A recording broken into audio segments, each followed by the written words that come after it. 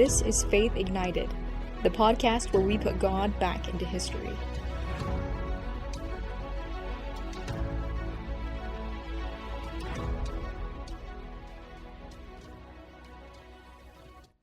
Episode 24, Champion of Man's Rights.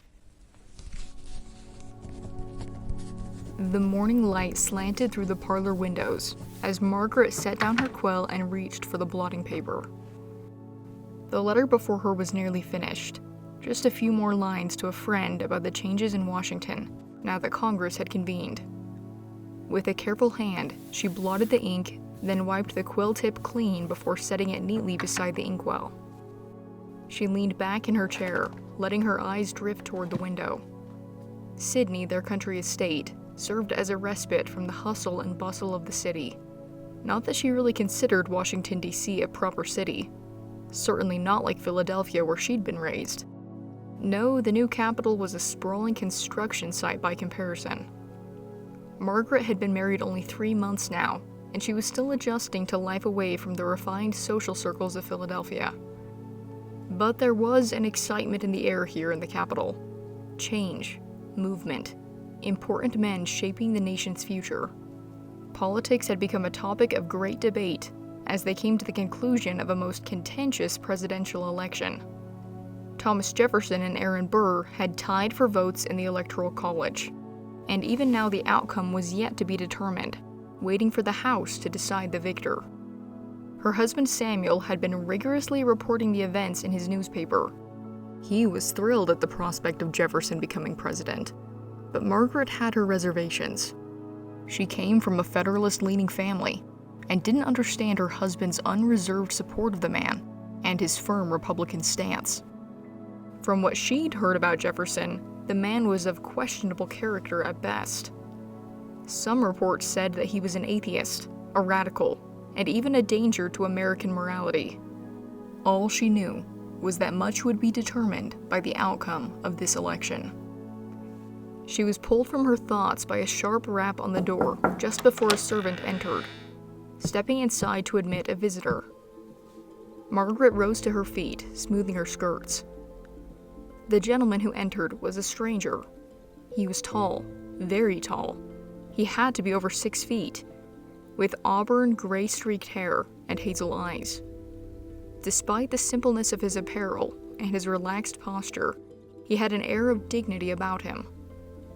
"I hope I do not intrude," he said.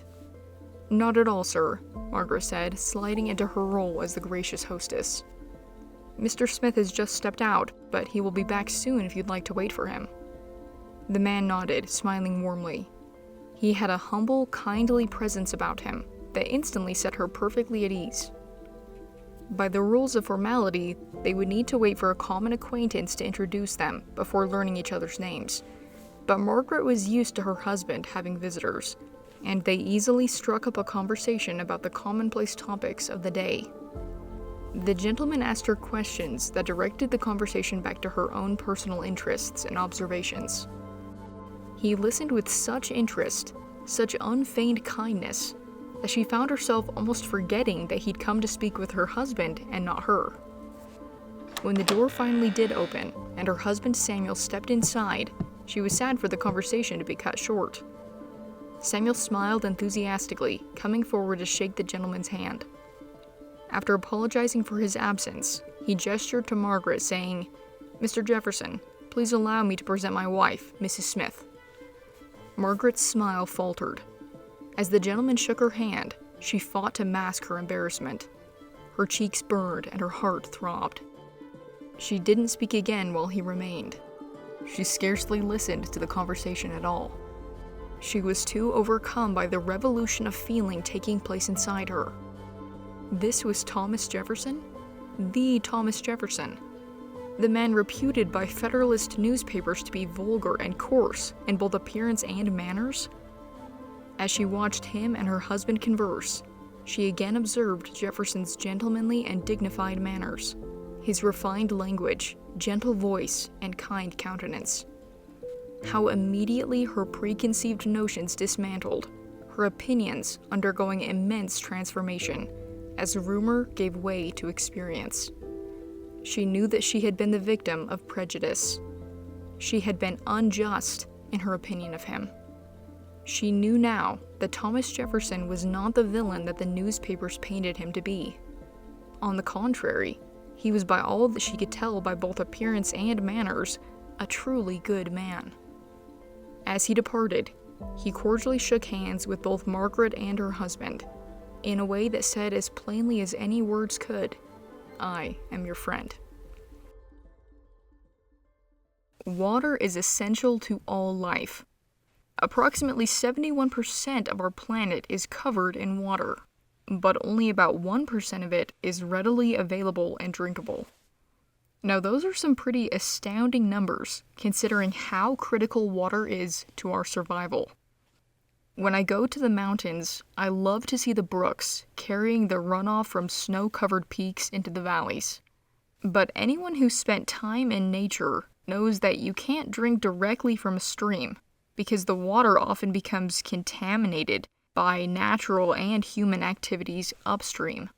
Without filtering it, you could get waterborne illnesses. But your chances of finding clean water are much higher if you hike upstream and find a water source, a spring head, where the water has not been exposed to so many contaminants. If my study of history has taught me anything, it's the importance of not drinking downstream. We are surrounded by seas of information, but only a small portion of it is the pure truth.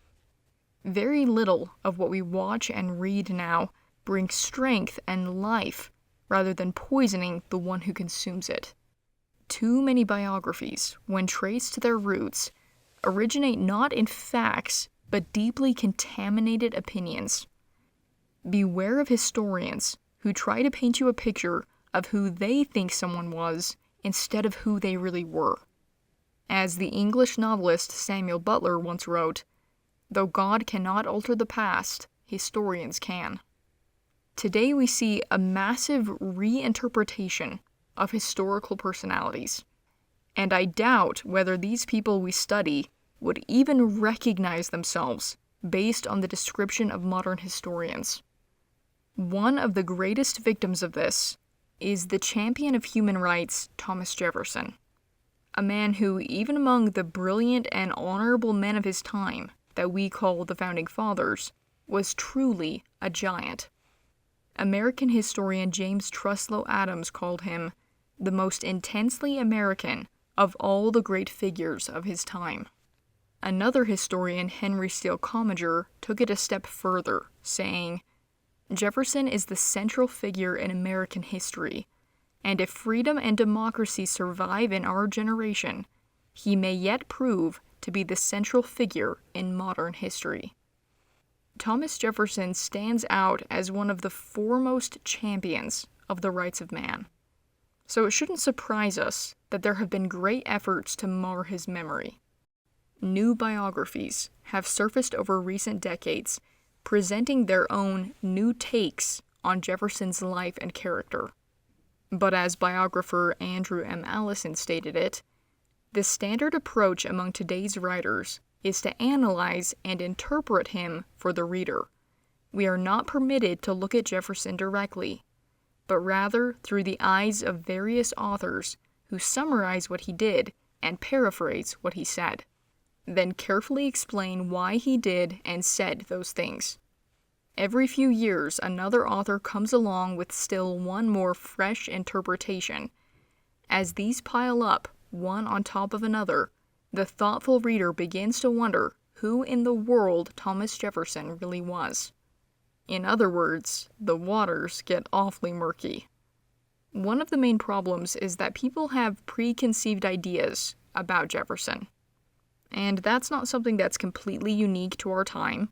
There were a lot of people even in Jefferson's own day who did not understand him, as the following story relayed by Allison illustrates. One day, as President Jefferson was riding along one of the highways leading into Washington, he overtook a stranger who was making his way toward the city on foot. He drew up his horse and greeted the man, as was his custom. The traveler returned his greeting, and they immediately launched into a political discussion. People talked as freely about politics then as we do about the weather now. Not realizing whom he was addressing, the man indulged in some unkind remarks about the president, referring to several indecent and slanderous accusations which his political opponents had recently printed in the newspapers. Jefferson's first impulse was to bid the fellow a good day and ride on, but he was held by his amusement at the situation. After listening a few more minutes, he asked the stranger whether he knew the president personally. "No," said the man, "nor do I wish to." "But do you think it fair," Jefferson asked, "to repeat such stories about a man whom you dare not face? I will never shrink from meeting Mr. Jefferson should he ever come my way. Will you go to his house tomorrow at 10 o'clock and be introduced to him if I promise to meet you there at that hour?" "Yes, I will," he decided, after a moment's thought. Jefferson then excused himself, touched his hat to the traveler, and rode away toward Washington. When the man appeared in the executive mansion the next morning, a servant answered the door and escorted him down a hall to President Jefferson's office. As he came face to face with the president, he suddenly realized what had happened. Greatly embarrassed, but with gentlemanly bearing, he managed to say, "I have called, Mr. Jefferson, to apologize for having said to a stranger—" "Hard things of an imaginary being who is no relation of mine," interrupted Jefferson, as he gave the man his hand and a warm, good-natured smile. The red-faced visitor turned out to be a merchant of high standing from Kentucky, and Jefferson insisted that he stay for dinner so they could become better acquainted. He did stay, and was quickly won over to the president, who he had unknowingly insulted the day before. From that day forward, the merchant and his family were fiery Jeffersonians. Like so many other Americans, they quickly acquired a sincere affection for this tall, soft-spoken statesman from Virginia, and a deep commitment to the principles of freedom that he advocated. This story resembles Margaret Bayard Smith's experience, whose opinion of Jefferson was revolutionized by a single meeting with him. My hope for this episode is that you can have that same kind of experience, that we might together make the hike upstream, sorting through the array of misunderstandings and find the pure water, the truth about one of our most prominent founding fathers. Now, to cover a subject as vast as the life of Thomas Jefferson, it's impossible for me to do it in one episode. So similar to how I did the episodes on Lafayette, I'll be splitting it into two parts. In this episode, we'll discuss the first part of Thomas Jefferson's life and his role in the Revolution. In the next, we'll talk about his family and his presidency. Throughout, I will endeavor to address the accusations laid against him, and give you an accurate view of his character, convictions, and faith. Thomas Jefferson was born April 13, 1743 at Shadwell, his father's estate in Virginia. He was the third child and first son born to his parents. His mother came from one of the wealthiest and most prominent families in Virginia, whereas his father was a self-made man who, though he had not had a lot of access to education, was, quote, of a strong mind, sound judgment, and eager after information. He read much and improved himself. His father held a number of leadership positions in local offices, including a lieutenant colonel in the local militia, a justice of the peace, and as a member of the Virginia House of Burgesses.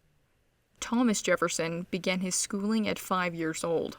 He tells the story of how in his first year he snuck out of the classroom, but then knelt beside the building to repeat the Lord's Prayer, hoping to hasten the hour of forgiveness. But as he grew, so did his enthusiasm for learning. He was said to be a very inquisitive youth, prone to ask questions until his curiosity was satiated. One woman remarked that she, quote, never knew anyone to ask so many questions as Thomas Jefferson. At 9 years old, he began studying under a private tutor, and within 5 years, he could read Latin, Greek, and French. Not long after, he would add Spanish, Italian, and Anglo-Saxon. He returned home at 14, but his happy arrival was soon overshadowed by tragedy. Just a few short weeks later, his father unexpectedly died. This was devastating to the young Jefferson, who deeply loved and admired his father. He quickly inherited his father's estate at Shadwell and became the man of the family. These were turbulent years for Thomas Jefferson. Looking back at that time, he said, "When I recollect that at 14 years of age, the whole care and direction of myself was thrown on myself entirely, without a relation or friend qualified to advise or guide me, and recollect the various sorts of bad company with which I associated from time to time, I am astonished I did not turn off with some degree of them and become as worthless to society as they were." But thanks to a provision in his father's will that ensured that Jefferson received a good education under the influence of trusted individuals, the young man was not left without guiding influences. Many of these noble individuals that would help shape his character he met as a student at the College of William and Mary in Williamsburg, Virginia. He wrote, "I had the good fortune to become acquainted very early with some characters of very high standing, and to feel the incessant wish that I could ever become what they were. Under temptations and difficulties, I would ask myself, what would Dr. Small, Mr. Wythe, or Peyton Randolph do in this situation? What course in it will ensure me their approbation? I am certain that this mode of deciding on my conduct tended more to correctness than any reasoning powers I possessed." One of the most influential of these mentors in Jefferson's life was George Wythe. Wythe was a lawyer, and a big reason that Thomas Jefferson would decide to study law himself. Describing this man whom Jefferson sometimes referred to as his second father, he said, "No man ever left behind him a character more venerated than George Wythe.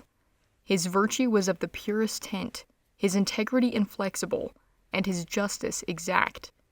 Of warm patriotism, and devoted as he was to liberty and the natural and equal rights of man, he might truly have been called the Cato of his country."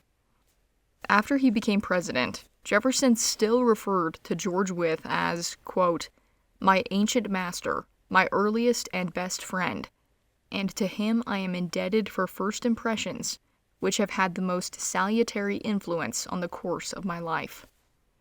Even as an old man, Jefferson could still say, "Mr. Wythe continues to be my faithful and beloved mentor in youth, and my most affectionate friend through life." The two men would later serve together in Congress and be fellow signers of the Declaration of Independence. It was also while at college in Williamsburg that Thomas Jefferson first met the fiery orator Patrick Henry, a man whose impassioned words would leave an indelible impression on the young Jefferson. Thomas made his way down the Duke of Gloucester Street, tugging at the cuffs of his jacket as he navigated his way down the bustling road. At 22, he was a good deal taller than most of the men he passed, standing out even in a crowd. The weather was rapidly changing in Williamsburg, the wintry chill finally giving way to the humid warmth of Virginia spring. The capital was especially busy since the House of Burgesses was in session. Activity was everywhere. Carriages and horses transporting government officials, merchants discussing their business, and taverns filled with lively political discussions. Williamsburg was, after all, the center of government, commerce, and education.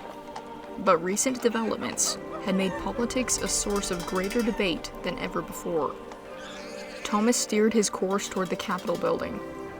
It was a walk that he made frequently, as part of his education was to witness government proceedings in action. It gave him the chance to see how laws were shaped and debated. He had immersed himself in his studies in Williamsburg, often spending up to 15 hours a day soaking in the words and philosophies of the great minds of the past. But of course, he'd still found time to attend weekend dances, concerts, stage plays, and horse races. In his first year of college, he had to admit that he'd spent too much money on clothes and horses, not to mention books. He loved going into the local bookshops and finding titles on every subject that piqued his interest. As Thomas made his way into the lobby of the Capitol, he found other spectators, clerks, and law students like himself gathered outside the House of Burgesses chamber. The door was open, and Thomas moved closer, hoping to catch a glimpse of their deliberations. The room was crowded with elected representatives and government officials, among other influential figures in the colony. Thomas spotted his mentor George Wythe, and his was not the only face that Thomas recognized. He also saw Patrick Henry, a new member of the Assembly. The spirited orator had graduated in law a couple of years before Thomas had begun his studies. Their paths had crossed a number of times. Henry had briefly studied under George Wythe himself. Now the young lawyer sat listening, his dark, penetrating eyes observing the proceedings with simmering passion. As the meeting went on, several of the older members left early to return to their plantations, clearly thinking that nothing of significance was left to be discussed. Then, to Thomas's surprise, the meeting took a dramatic turn. Toward the end of the session, Patrick Henry boldly rose to his feet.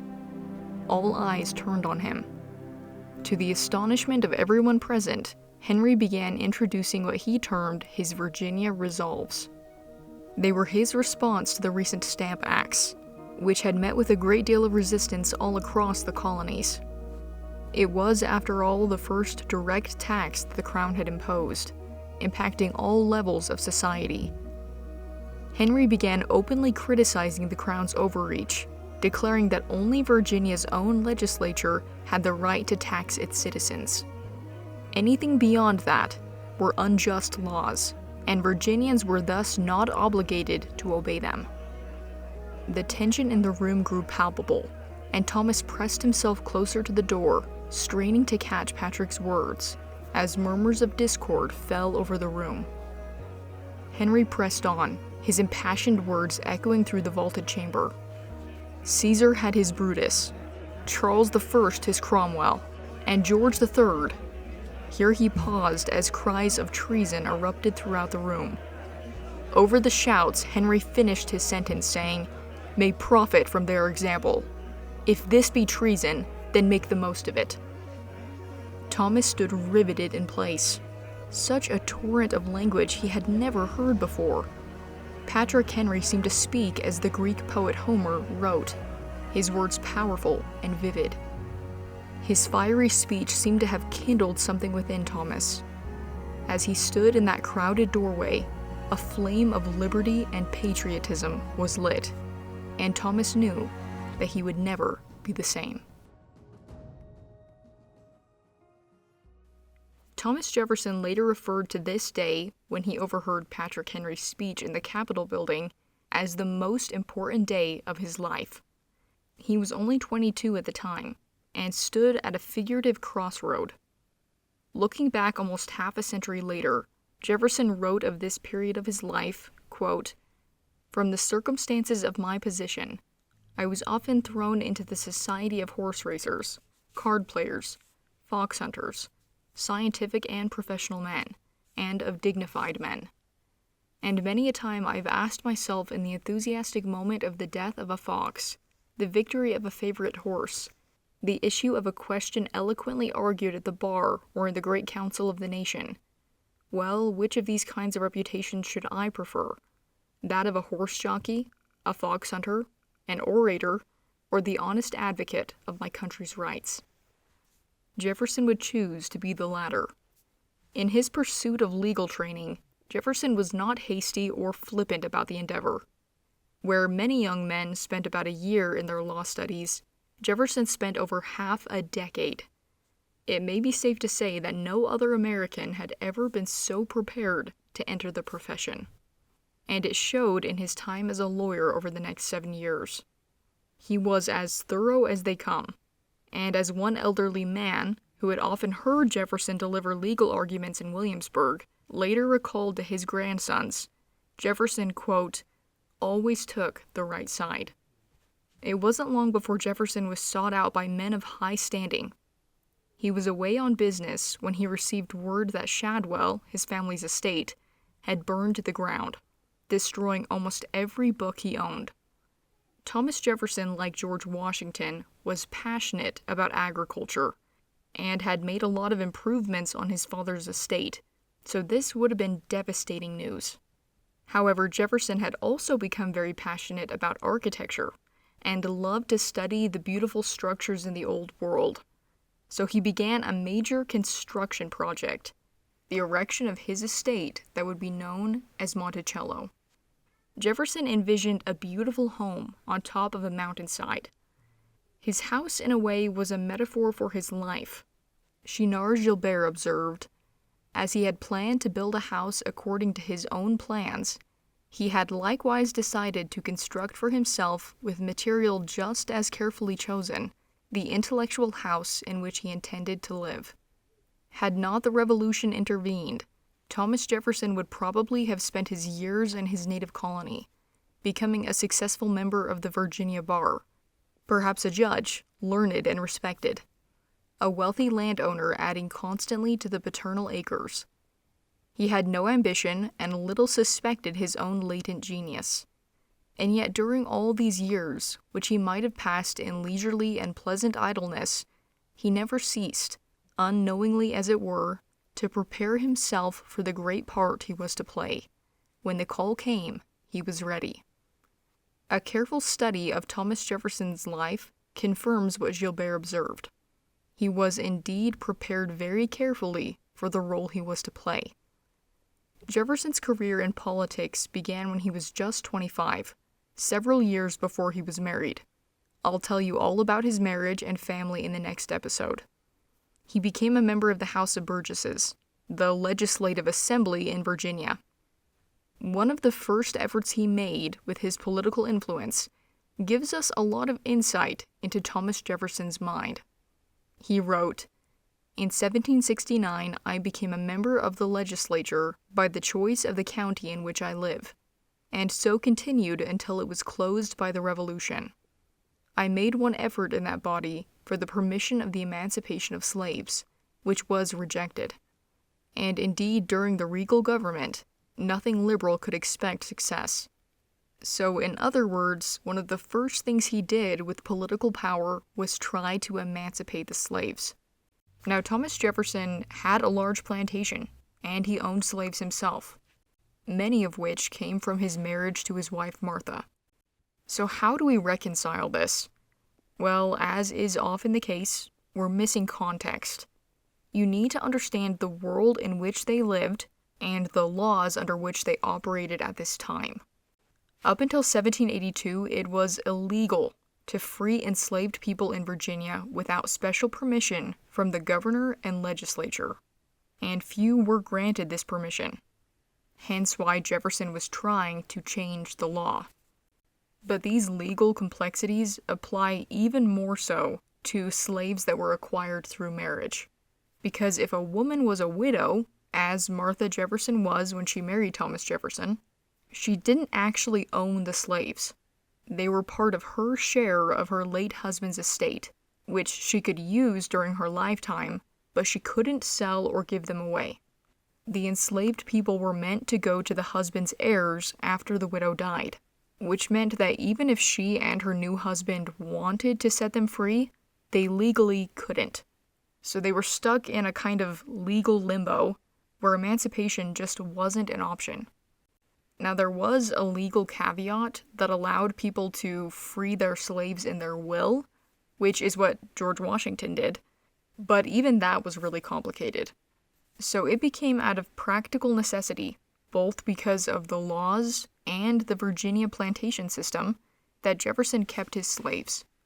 But of all the founding fathers, Jefferson was one of the most outspoken against slavery.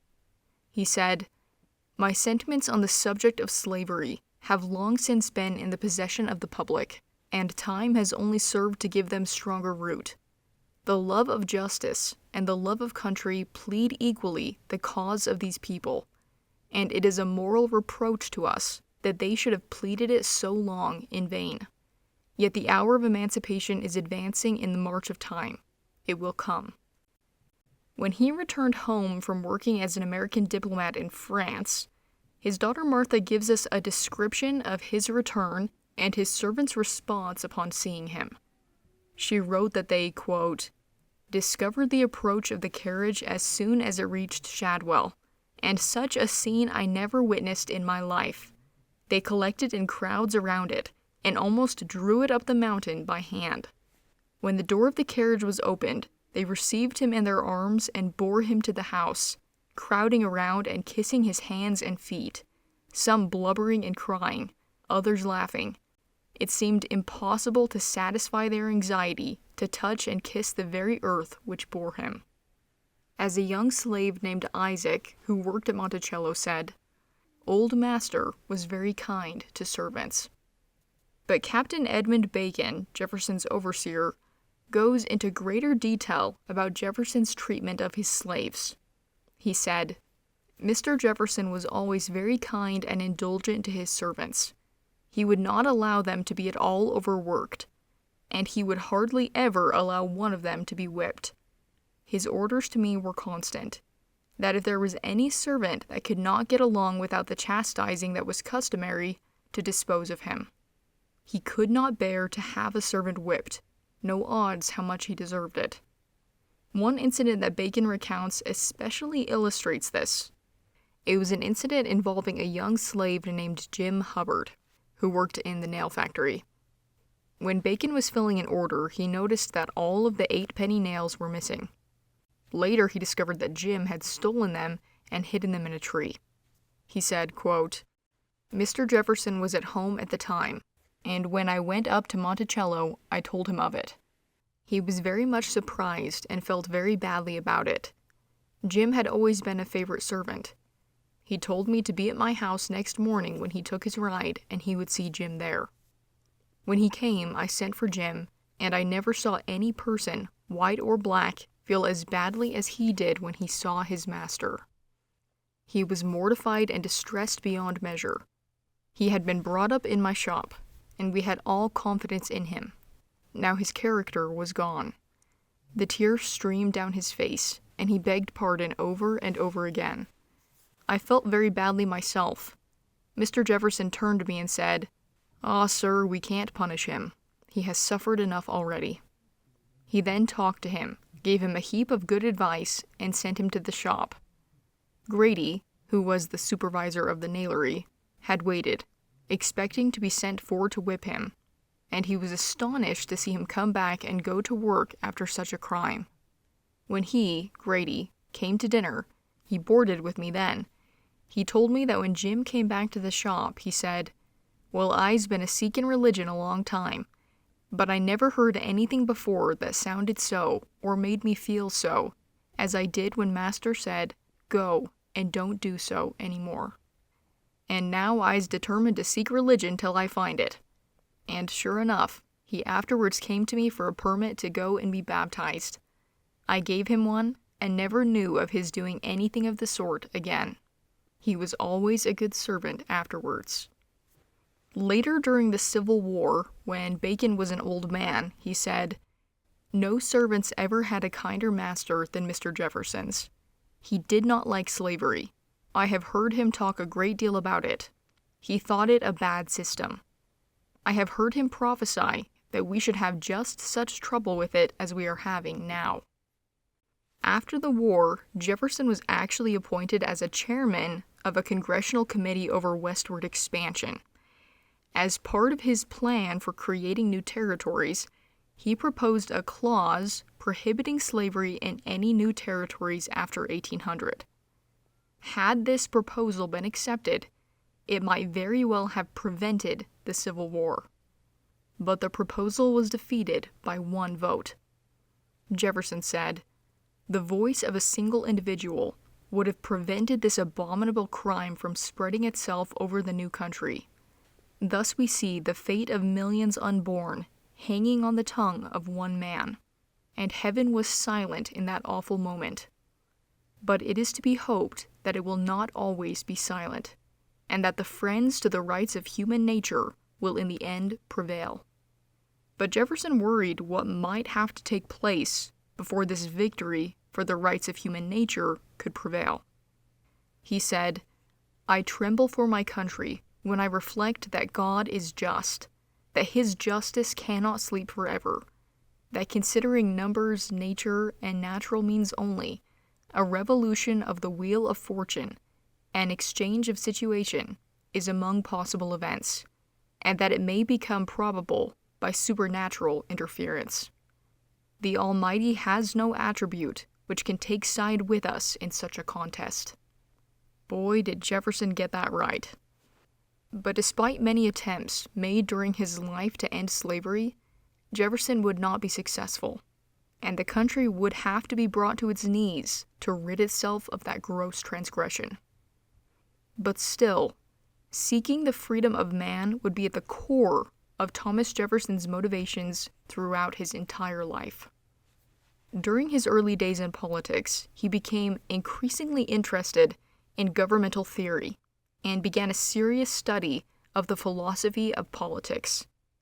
It's doubtful whether any founding father studied the topic more thoroughly than him. He drank deeply from the well of history's greatest minds, including Blackstone, Locke, and Montesquieu. He was especially fascinated by the Israelites' people's law and the Anglo-Saxons' common law, both forms of free government. In fact, when they were proposing the seal for America, Jefferson, who was part of that committee, proposed that on one side they have the Israelites being led by a cloud by day and a pillar of fire by night, which was similar to Benjamin Franklin's suggestion with the parting of the Red Sea, and on the other side, depicting profiles of the two Anglo-Saxon brothers, Hengist and Horsa, the first to introduce common law among the British's Anglo-Saxon ancestors before they became a monarchy. But that's a subject we could cover in an entirely different episode. The important thing to understand is that Jefferson looked to these groups, among other histories and philosophies, for inspiration. He didn't believe that they were creating something entirely new, but in essence returning to true principles that had worked in the past. As Gilbert wrote, quote, "To go back to a primitive past, to the good old times, had been the dream of many political philosophers, but Jefferson's vision of that ancestral past was no dream, for it had originated in the only part of the inhabited earth where it could become a reality. This was the true background of the Declaration of Independence." Jefferson soaked in these great truths, unknowingly preparing for what was to come. He gained the reputation of a masterly pen, and it was this skill that would forever immortalize him, as he crafted a document that would give birth to a new nation and forever alter the course of history. The heavy wooden doors of the Pennsylvania State House creaked as Thomas stepped out into the warm Philadelphia evening. He adjusted the stack of papers under his arm, his long fingers smudged with ink from the day's discussions. The debates in Congress had been long, voices rising and falling in heated arguments. But now, as the sun dipped toward the horizon, his work was only beginning. With a purposeful stride, Thomas made his way down the bustling streets, the hem of his coat brushing against the uneven cobblestones. Even his light coat felt stifling under the summer heat of Philadelphia. Merchants called out their final offers of the day, and clusters of men stood in doorways, discussing the latest news of the war. Thomas made his way through them, his thoughts distant from the activity around him. As he neared 7th and Market Streets, the small brick home he'd rented from Jacob Graff Jr. came into view. It was modest, but quiet, and provided him the privacy that he needed. He scaled the steps, nodding absently to a passerby before pushing open the door. The day's notes were set down carefully on the wooden table by the window. After placing another sheet of foolscap paper on his writing desk, he loosened his cravat and settled into a large armchair in the parlor. He'd spent days writing and rewriting, trying to get the wording just right. As he dipped his quill in the ink, the silence of the room pressed upon him, and his thoughts wandered to his family back in Virginia. How was Martha doing? He wondered. His wife's health had been quite frail since their daughter Jane's unexpected death. Jane had been only a year and a half old, and the tragedy had struck so suddenly that it had shaken both he and Martha deeply. Little had Thomas known that his mother would follow his daughter in death about 7 months after that. Thomas lifted a hand to massage his brow, thinking of the intense migraine headaches that had plagued him for weeks after his mother's death. She'd been 57 and in relatively good health when she'd suffered a stroke, and within an hour, she was gone.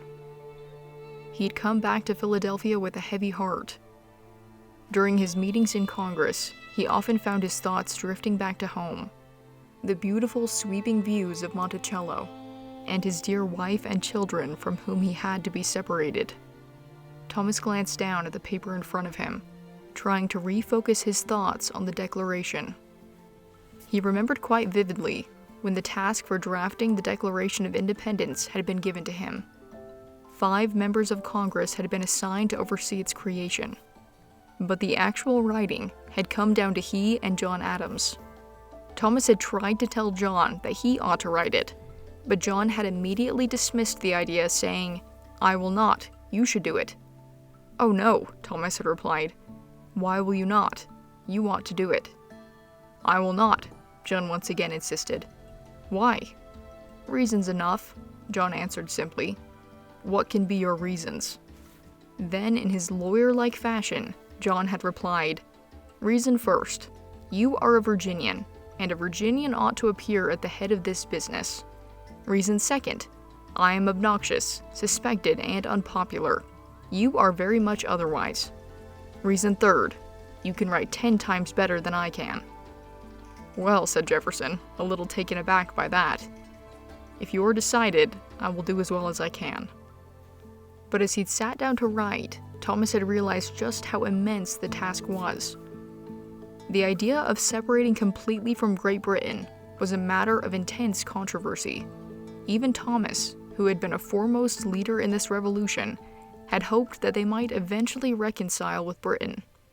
In fact, he was sure that there wasn't a man alive who wanted reconciliation more than himself, or to see an end to the fighting. But this was a matter of principle, a matter of violated God-given rights, and on that front, he could not and would sooner cease to exist than yield. With that resolute thought, Thomas applied the quill to the paper and began to write yet another draft of the Declaration. His mind reflected on the colony's grievances and the best way to convey them. The candle beside him burned low as he continued to write.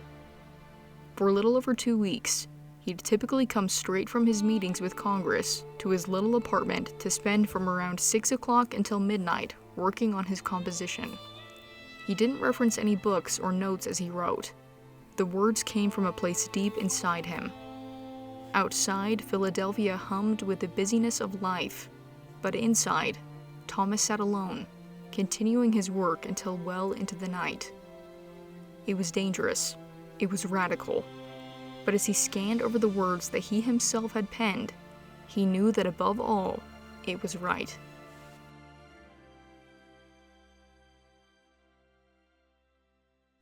Andrew M. Allison wrote, "Many citizens of the United States have considered it providential that Thomas Jefferson was appointed to write the Declaration of Independence.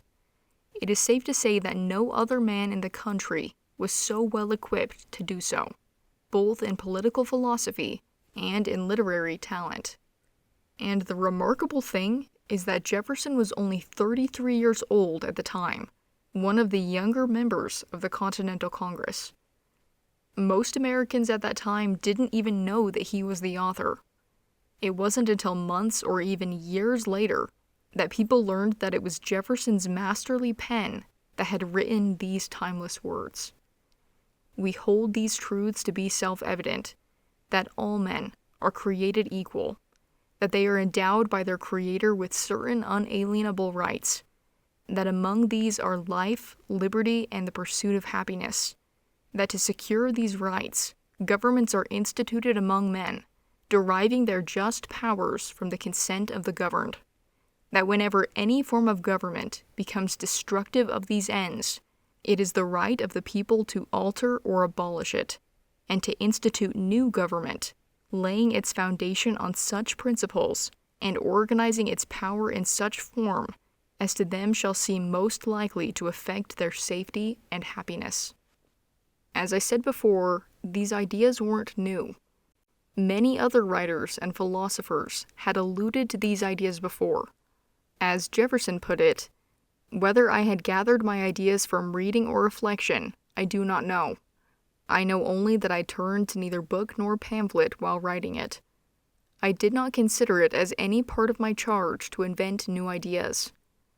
As Andrew M. Allison points out, while Jefferson was only one among many writers of his time who believed in the principles contained in the Declaration of Independence, surely no one before him or since has expressed those ideas with such inspired force and eloquence.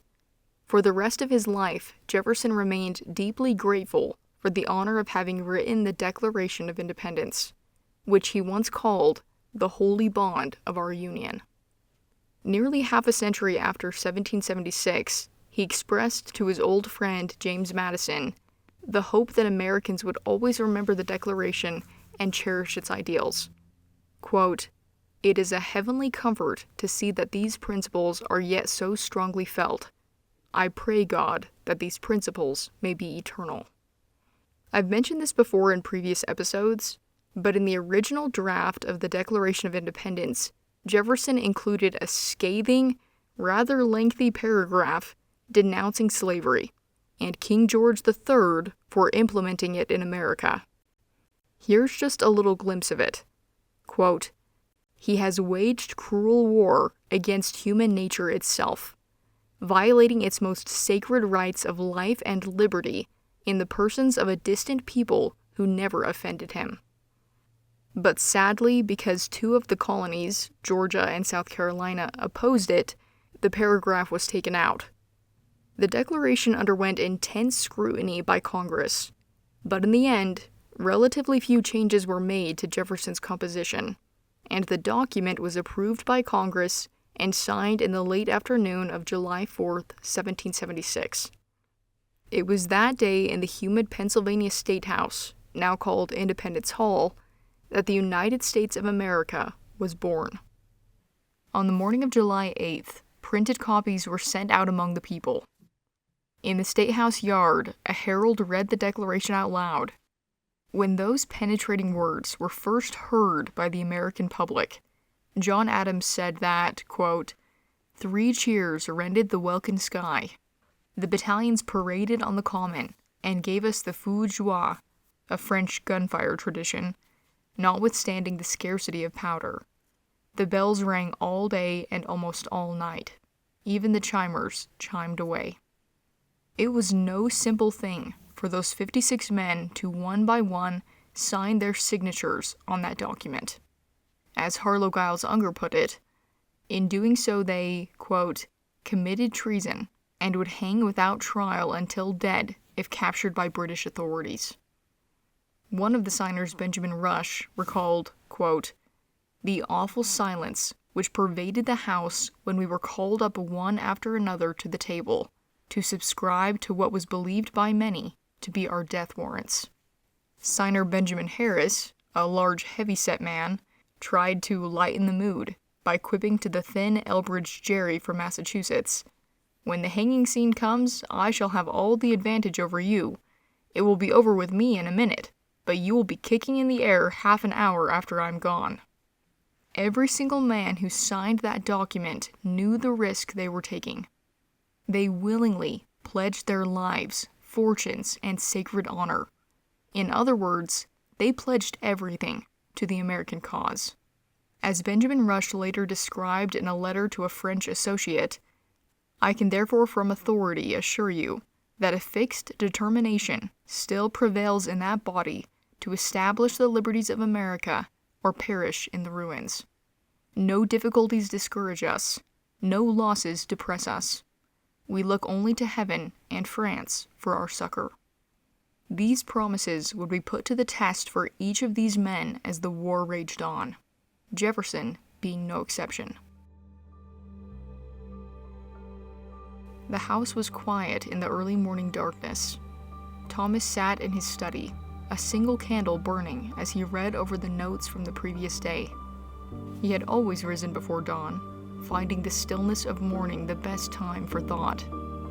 Beyond the windows, Monticello's grounds lay in deep shadow, the rolling hills stretching out toward the horizon, waiting for the first light of day. Thomas dipped his pen into an inkwell, preparing to write, when a sudden pounding on the door shattered the silence. He looked up, startled.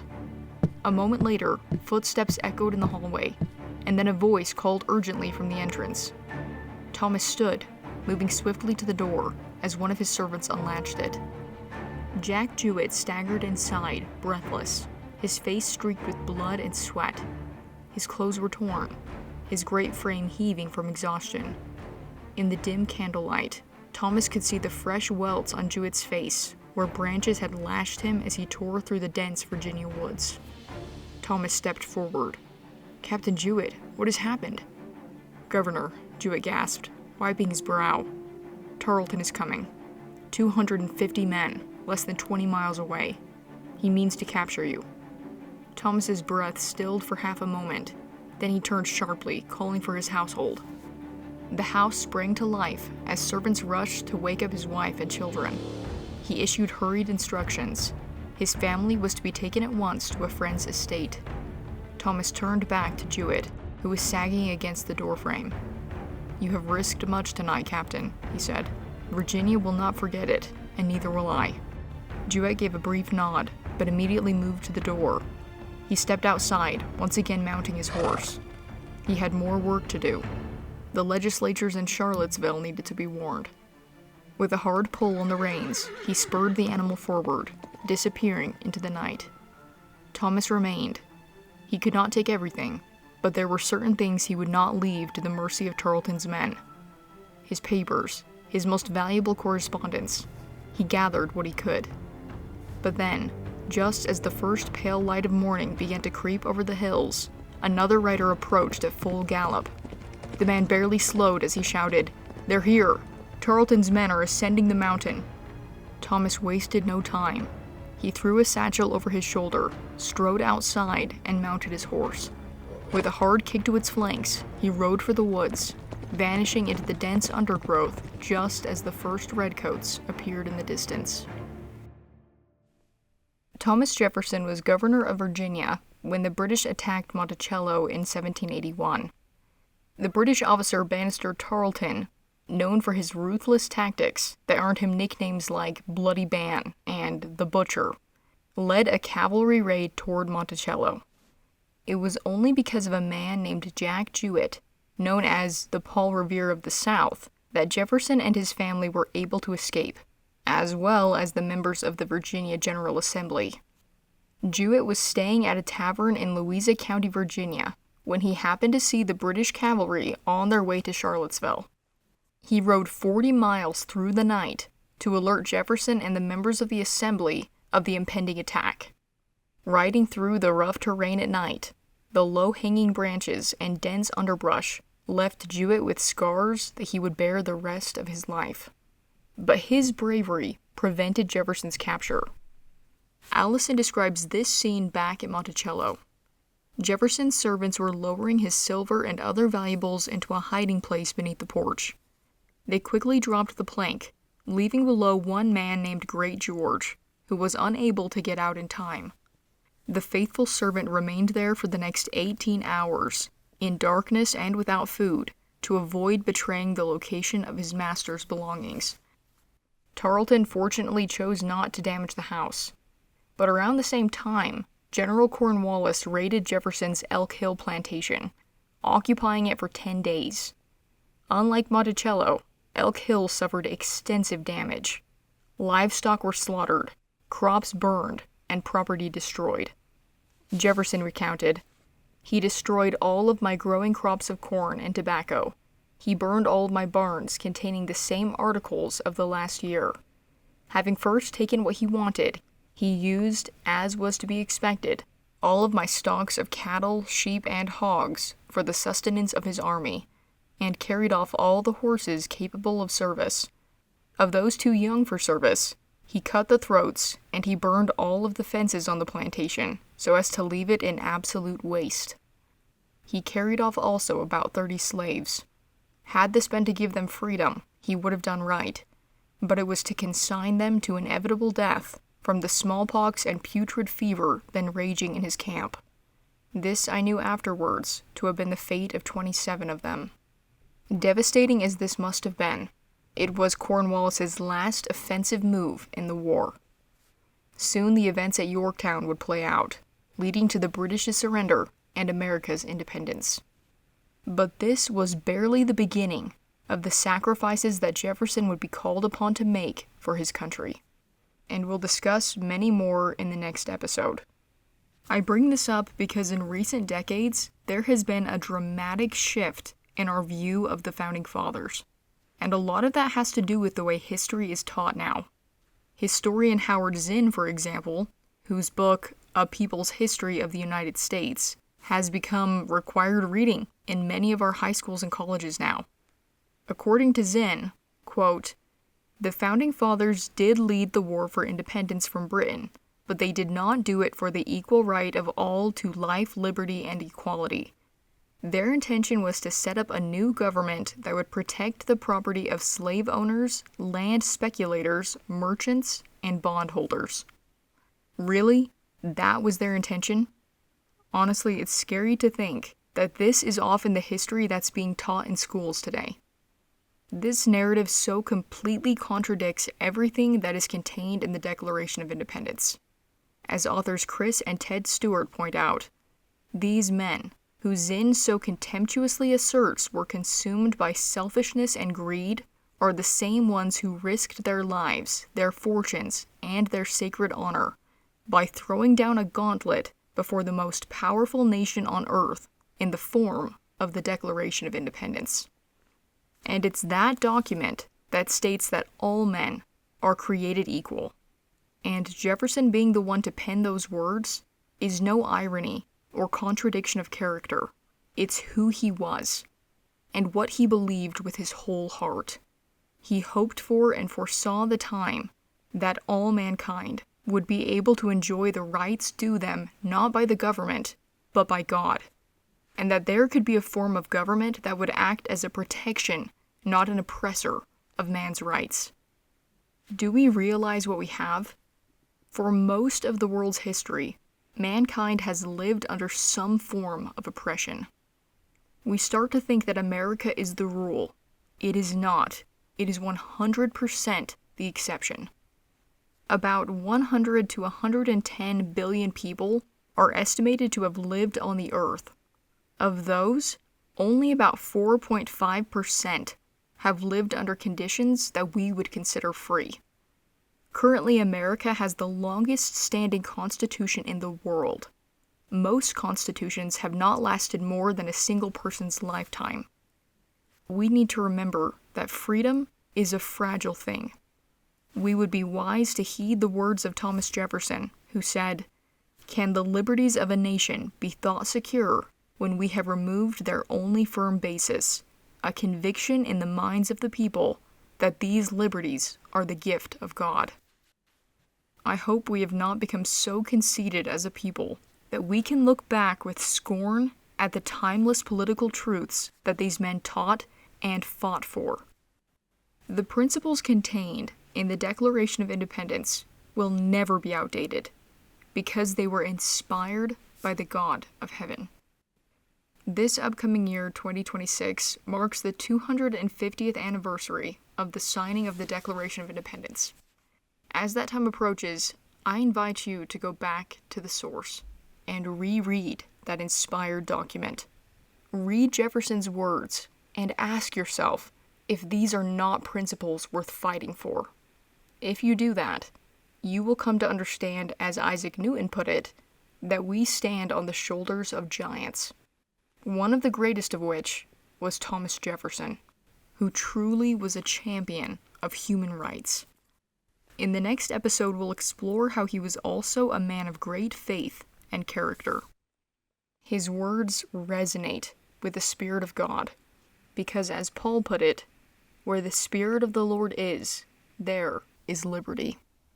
It's this spirit that dwells in the hearts of every freedom-loving man and woman, preparing us for a higher purpose and igniting our faith.